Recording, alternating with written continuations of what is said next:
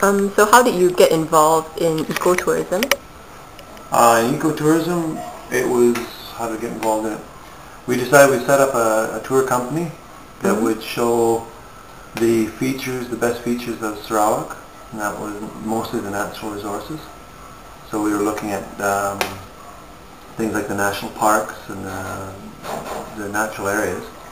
So we also wanted to promote conservation of these areas.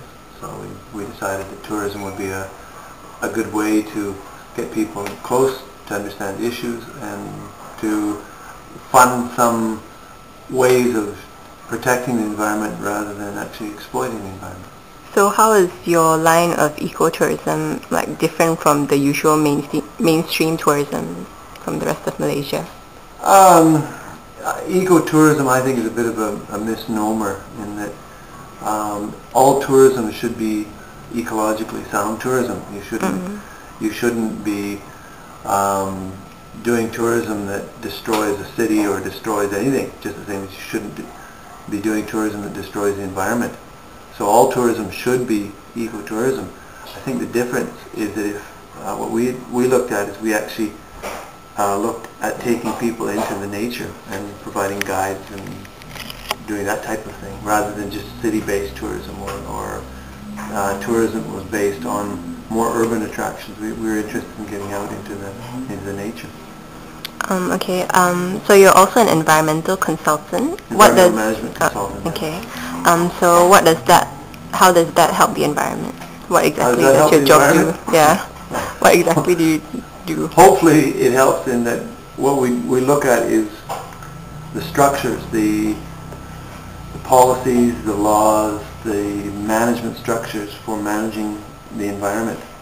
So people like me, we try and work within government structures to help come up with management plans and management regimes to manage the environment better. Does it have anything to do with the EPA Act?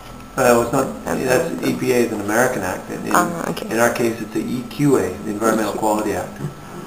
Yes, the Environmental Quality Act is a federal act. The Natural Resources Environment Ordinance is the state ordinance for environmental protection. So these are some of the basic tools for managing, for environmental protection.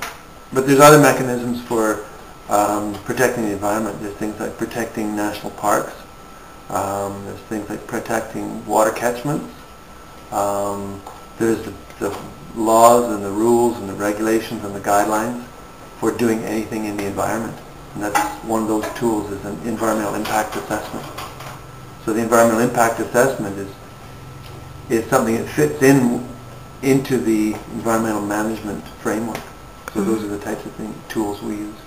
How do you hope to see your ecotourism develop in Malaysia? In the rest of the world?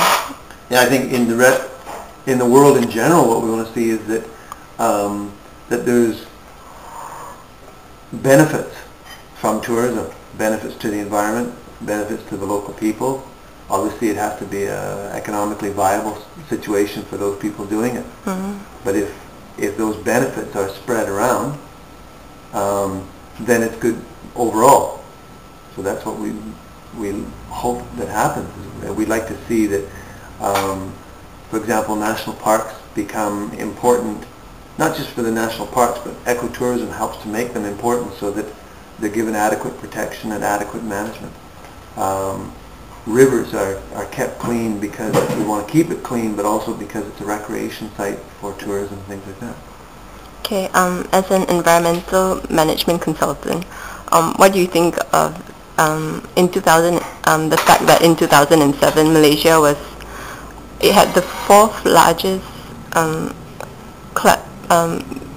emissions per capita in the world? What do you think? Fourth largest? Yeah. Per capita. Good job. What do I think about that? I think, again, this comes down to not just government policy, but people's own policies. I think, well, obviously, we have to look at greenhouse gas emissions and climate change, and we have to look at it seriously. Everybody has to do their part. So it's not a case of saying, oh, Malaysia's just a small country, China has much, or America has much larger emissions.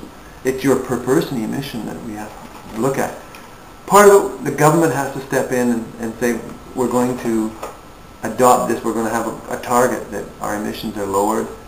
You have incentives to lower it, you have more fuel efficient vehicles, we have more energy efficient lights, more energy efficient things that we do. Malaysia's in a funny position. It's a developing country, yet it's producing emissions like a developed country. So at some stage, the country has to say, well, in fact, we are mature and developed enough that we can start acting like a developed country and cutting our emissions.